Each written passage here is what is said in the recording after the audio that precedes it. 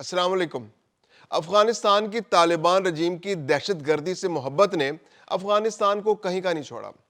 ملک پریشان ہے، عوام پریشان ہے، تاجر پریشان ہے، ہر شخص پریشان ہے کہ طالبان رجیم کی ہٹ درمی کی وجہ سے ان کی بیرونی برآمدات اور درآمدات دونوں متاثر ہو چکے ہیں۔ افغانستان ایک لینڈ لاک کنٹری ہے، اس کو دوسرے ملکوں کا سہارا لینا پڑتا ہے تجارت کے لیے۔ اگر آپ کسی دوسرے ملک میں تجارت کا سامان بھیجیں گے تو آپ کو پاکستان یا ایران سے گزر کر جانا پڑے گا، اور اگر آپ نے باہر سے کوئی چیز اپنی ضرورت کی منگانی ہے تو بھی آپ کو افغانستان اور پاکستان کی مدد کی ضرورت پڑے گی، ایران کی مدد کی ضرورت پڑے گی افغانستان کو۔ اور افغانستان کی طالبان رجیم نے پاکستان جو اس کا سب سے امپورٹنٹ پارٹنر تھا اس سے تعلقات بگاڑ لیے ہیں۔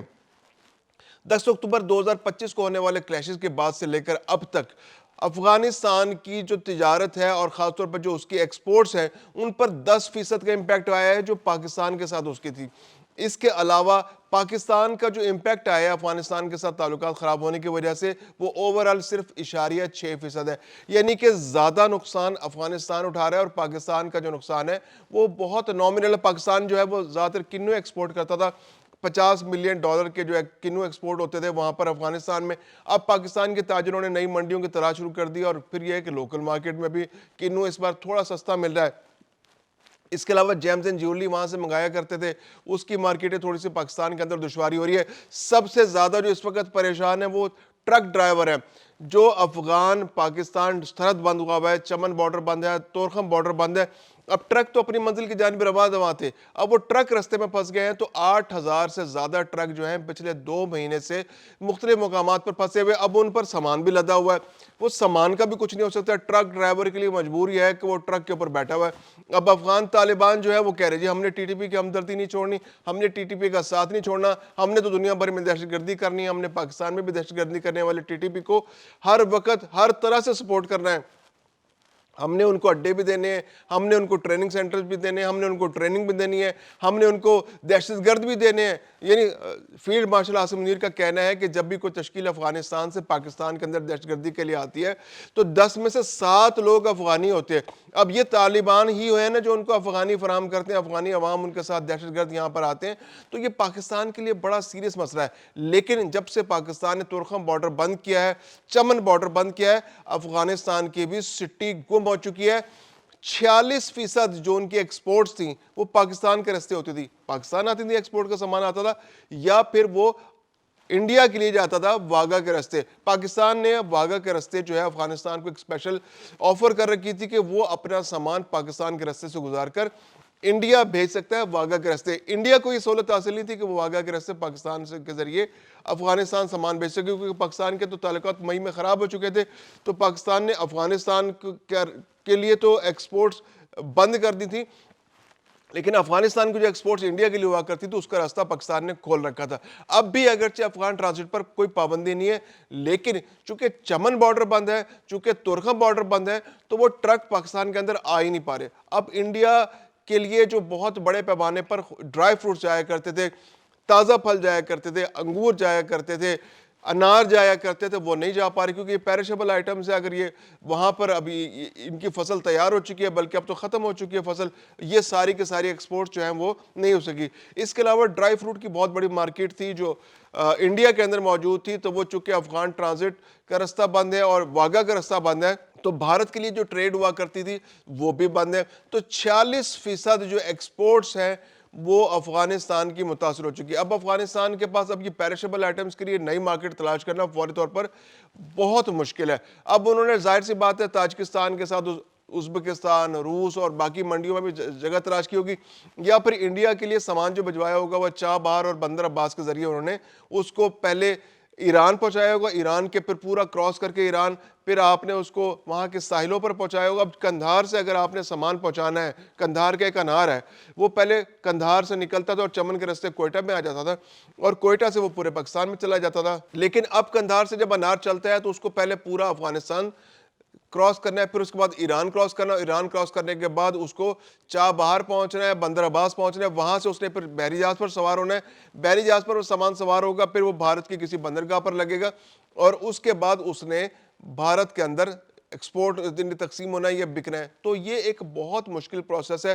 اس پروسیس کے ذریعے جو اس کی ایکسپورٹ کی جو کاسٹ ہے وہ بہت زیادہ بڑھ جاتی ہے. تقریباً 50% جو ہے اس کی کاسٹ میں اضافہ ہو جاتا ہے. تو ایسے میں انڈیا کے اندر جو تاجر ہیں ان کے لیے بھی یہ بہت سوٹیبل نہیں رہتا کہ وہ اتنی مہنگی چیزیں خریدیں. پھر یہ ہوتا ہے کہ آپ کو چیزیں چاہیے ہوتی ہیں. اب مارکیٹ ہے, سردی آ چکی ہے, اب سردی میں آپ کو ڈرائی فروٹ چاہیے, آپ نے ریلائی کیا ہوا ہے افغانستان کے تاجروں پر. لیکن افغانستان کے حالات تو ایسے نہیں ہے کہ وہاں سے سامان آ سکے. اب جب ایکسپورٹ جو لوکل تاجر ہے انڈیا کا, وہ تو پھر کوئی اور سورسز ڈھونڈے گا. وہ کہے گا یار انڈیا کے جو افغانستان کے تاجر ہیں وہ تو ریلائبل نہیں ہے, وہاں کے تو حالات ہی اتنے غیر مستحکم ہیں, ان کے پڑوسیوں سے تعلقات اتنے خراب ہیں کہ آپ ان کے ساتھ مستقل بنیادوں پر تجارتی ٹائز نہیں بنا سکتے. تو ایسے میں وہ کوشش کرے گا کہ کوئی ایسی ریلائبل مارکیٹ اس کو مل جائے جہاں سے اس کو مستقل بنیادوں پر رسد ملتی رہے اور وہ مارکیٹ کے اندر اس کو بیچتا رہے. تو یہ افغانستان کی تجارت کے لیے زہر قاتل ہے. ایسے میں افغان ٹرانزٹ جو ہے پاکستان کے ساتھ جو ان کی تجارت تھی براہ راست وہ 2 سے 3 ارب ڈالر کی تھی. اب وہ بری طرح متاثر ہو چکی ہے. اب وہ کم ہوتی چلی جائے گی اور آنے والے دنوں میں تو وہ بالکل ہی ختم ہو جائے گی. اس کے علاوہ جو افغان ٹرانزٹ کا رستہ تھا, یعنی پاکستان کے ذریعے تورخم کے ذریعے چمن کے ذریعے پاکستان میں سامان آتا تھا اور پھر کراچی پورٹ کے ذریعے یا گوادر کے ذریعے یا بن قاسم کے ذریعے وہ سامان دنیا کے دوسرے ملکوں میں جایا کرتا تھا, وہ رستہ بھی بند ہو گیا ہے. تو افغانستان نے اپنے پاؤں پر خود کلہاڑی مار رہی ہے. اس کی 46% جو ایکسپورٹس تھیں وہ فوری طور پر ختم ہو چکی ہیں. افغانستان کے اندر جو تاجر ہے, جو کاشتکار ہے, وہ انتہائی پریشان ہے. اشیاء صرف وہاں پر بہت مہنگی ہو چکی ہے. چاول 40% سے 50% اس کی قیمت بڑھ چکی ہے. گندم کی قیمت 40 سے 50% بڑھ چکی ہے. ادویات ناپید ہو چکی ہیں. گھی, خوردنی تیل نہیں مل رہا, اس کی قیمت بھی 40 سے 50% بڑھ چکی ہے. عوام کی چیخیں نکل رہی ہیں. وہاں پر تاجر پریشان ہے, لوکل تاجر پریشان ہے, لوکل کاشتکار پریشان ہے, کیونکہ انار کی فصل تیار ہے, وہ پڑی پڑی کھیتوں میں خراب ہو رہی ہے. وہ پیٹیاں ہیں, وہ لوکل مارکیٹ میں سستے داموں بک رہی ہیں, ان کا خریدار نہیں مل رہا. انگور کی فصل تباہ ہو چکی ہے, اس کا خریدار افغانستان کے اندر نہیں مل رہا. ڈرائی فروٹ جو ہے لوگ خود کھانے پر مجبور ہیں, اس کو نہیں بیچ پا رہے. کم از کم اس سال کا ڈرائی فروٹ ان کا خراب ہوتا چلا جا رہا ہے. اور جو پیرشیبل آئٹمز ہیں ان کے لیے تو تقریباً کوئی مارکیٹ نہیں. اب افغانستان نے جو 2024 کا اگر ہم ڈیٹا دیکھیں تو اس کی جو برآمدات تھیں وہ 71% خوردنی یعنی کہ جو تازہ پھل تھے, سبزیاں تھیں یا ڈرائی فروٹ تھے, تو پیرشیبل آئٹمز تھے. تو پیرشیبل آئٹمز کی ایکسپورٹ وہ کرتے ہیں اور جو کھانے پینے سے تعلق ہوتا ہے جن کا, تو یہ 71% جو پیرشیبل آئٹمز ہیں ان کی تجارت افغانستان کی شدید خطرے میں. ایک ہی حل اس کے پاس ہے کہ وہ ٹی ٹی پی کو لگام ڈالے, ٹی ٹی پی کو کنارے لگائے, ان کو پیچھے ہٹائے. 1000 علماء نے اگرچہ فتویٰ دے دیا ہے وہاں پر. سراج الدین حقانی صاحب نے بھی بڑے اچھے بیانات وہاں پر دیے, وزیر داخلہ جو ہے افغانستان کے, کہ وہ اس مسئلے کو ٹیکل کرنے کی کوشش کر رہے ہیں. اب افغانستان بھی تھوڑی فلیکسیبلٹی شو کر رہا ہے, لیکن جب تک ٹی ٹی پی کو لگام نہیں ڈالی جائے گی, کیونکہ ٹی ٹی پی کے دہشت گرد پاکستان کے اندر آ رہے ہیں, پاکستان کی فورسز کو نشانہ بنا رہے ہیں. درجنوں کی تعداد میں پچھلے سال کے آخری مہینوں میں فورسز کو نشانہ بنایا گیا. بہت سے جوان شہید ہوئے, افسران شہید ہوئے, فوجی شہید ہوئے. اس کے علاوہ پولیس کے اہلکار شہید ہوئے, عوام کو نشانہ بنایا گیا, معصوم شہری شہید ہوئے, بم دھماکے جگہ جگہ ہوئے. پاکستان کے اندر دہشت گردی کی نئی لہر دوبارہ سے آ گئی ہے اور یہ سب ٹی ٹی پی کی وجہ سے ہو رہا ہے. جو ٹی ٹی پی کے لوگ ہیں ان کو افغانستان کے دہشت گرد جو ٹی ٹی اے ہے, یعنی افغانستان کی جو تحریک طالبان ہے, وہ بھی ان کو سپورٹ کرتی ہے, ورک فورس بھی دیتی ہے, دہشت گردی بھی دیتی ہے, دہشت گردی کی ٹریننگ بھی دیتی ہے, اسلحہ بھی دیتی ہے, گولہ بارود بھی دیتی ہے, خود کش حملہ آوری پر فراہم کرتی ہے. اور وہ لوگ آ کر پاکستان کے امن کو تباہ کرتے ہیں. تاجکستان کے ساتھ بھی ان کے تعلقات خراب ہیں. افغانستان نے چین کے ساتھ بھی اپنے تعلقات خراب کر رکھے ہیں. ازبکستان ان سے نالا ہے, روس ان سے پریشان ہے. اب روس اور تاجکستان کے جو سربراہان ہیں انہوں نے گزشتہ روز ملاقات کی اور افغانستان کے بارے میں دونوں سر پکڑ کے بیٹھے ہوئے تھے کہ یہ کیا ملک ہمارے پڑوس میں آ گیا ہے جس نے پورے خطے کا امن تباہ کر دیا, اس کو کس طرح سے ٹیکل کیا جائے. اس کے علاوہ ایران کی اپنی مشکلات ہے, ایران بھی افغانستان کی اس دہشت گردی کی وجہ سے پریشان ہے. پھر 40 لاکھ سے زائد افغان پناہ گزین اب بھی ایران میں موجود ہیں جن کو آہستہ آہستہ نکالا جا رہا ہے.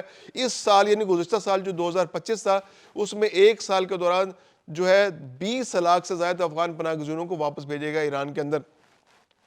تو یہ ایک مستقل مسئلہ ہے جو افغانستان بنا ہوا ہے. افغانستان جب تک پاکستان کے ساتھ اپنے تعلقات ٹھیک نہیں کرتا, اپنے باقی پڑوسی ملکوں کے ساتھ تعلقات ٹھیک نہیں کرتا, اس کی نہ تو ایکسپورٹس ہو سکتی ہے, نہ اس کی امپورٹس ہو سکتی ہیں, نہ عوام کو سستے داموں وہاں پر مناسب قیمتوں پر اشیاء خورد و نوش مل سکتی ہیں, نہ اشیاء صرف مل سکتی ہیں.